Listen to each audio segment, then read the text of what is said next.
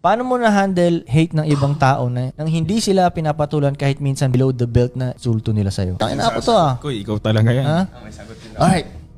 Tingnan niyo to ang kwento ng antelope, tiger, and lion. Sabi nung antelope sa tiger, yo, the grass is blue. Sabi nung tiger, pinagsasabi mo, the grass is green. Ha? Blue ang grass. Sabi nung tiger, green! Nagdebate na sila, nagkainitan na sila, nagtaasan na sila ng boses. So ngayon, ginawa ng tiger, pumunta siya kay lion kasi si lion yung king, di ba?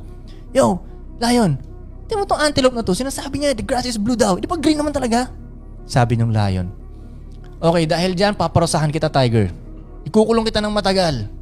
Paparosahan kita. Antelope, pwede ka na umalis. Sabi ni tiger. Nung nakaalis ni antelope, sabi ni tiger, lion, bakit? Di ba green naman talaga ang grass? Sabi ni lion, oh, green naman talaga ang grass eh. So ba't ako ang pinarusahan mo? Kasi para kang tanga, nakikipagdebate ka sa antelope. Nakakalimutan mo na tiger ka eh. Tanga-tanga ka eh. At